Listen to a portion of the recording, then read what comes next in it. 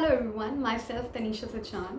So after I put my last short about sticky notes, there were many of you asking what's the strategy behind them. So here's the video and let's start. So first of all, how to make these sticky notes and which information you have to put it in. You don't have to put the entire chapter in here. These are not short notes. These are certain specific points of that chapter that you have to put it in them, that you always forget no matter how much times you revise it in a week. Now, for example, if you're revising a chapter 2 to 3 times a week and you're attempting a test, now you see that you're making a mistake in that chapter only, even though you have revised it just 2 to 3 times in the last week only. Now, when you keep giving tests, you'll realize there's a certain topic of that chapter, or say certain lines of that chapter, that you always forget in the test. So those are the lines that you have to put in these sticky notes. And these sticky notes, if possible, if they are colorful, that's more beneficial, because just like we like revising colorful books more than simple black and white, that's why.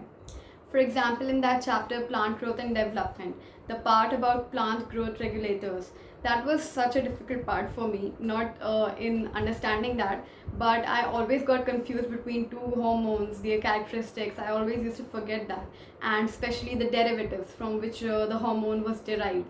So that was the part I got troubled with the most. So I wrote about it in the sticky notes and I stick it on the walls. Now, second point is how to classify these sticky notes. You can either do it unit wise or chapter wise. There are three ways in which you can do this. First is walls.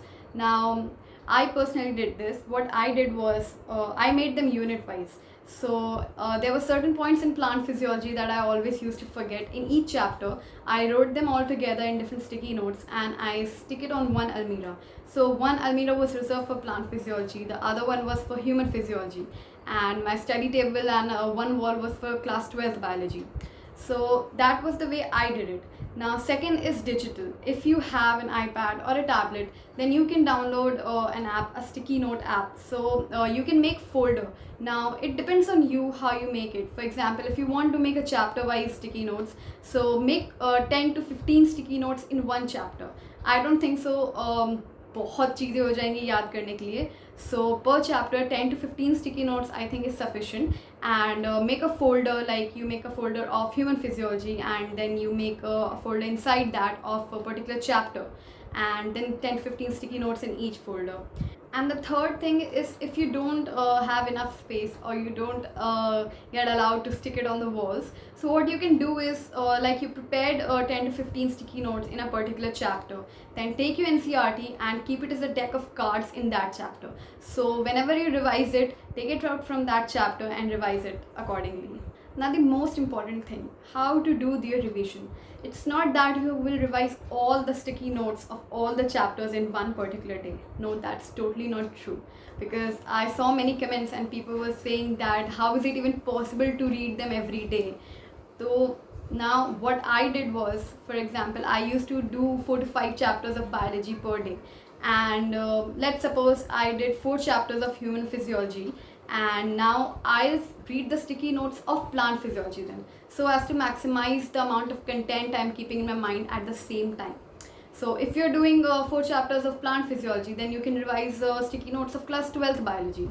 So you don't have to read them a single day, all the notes single day. You just need to classify them unit wise and do according to that. And even if you want to do them chapter wise, it's perfectly fine. If you're revising 2 chapters from NCRT, then revise 2 chapters through sticky notes. If you see that you're retaining most of the information in that chapter, but you're forgetting some simple certain points, then revise sticky notes most of the time for that chapter. Now, will sharing my sticky notes with you guys help you or not? So a simple answer is no, because these sticky notes are personalized. It contains the information that I used to forget. It's not necessary that you will forget the same information. So I suggest make them yourself. I can just give you an idea how to make them. I hope you all like the video and thank you for watching. Okay, so this was how I made them, just to show you guys. For example, I always used to forget the examples of Liliaceae members, so I wrote it, and difference between spring wood and autumn wood, and the most irritating, the difference between gametophyte and sporophyte of pteridophytes and bryophyta. It was very confusing, so I wrote it in the sticky notes and revised it from them.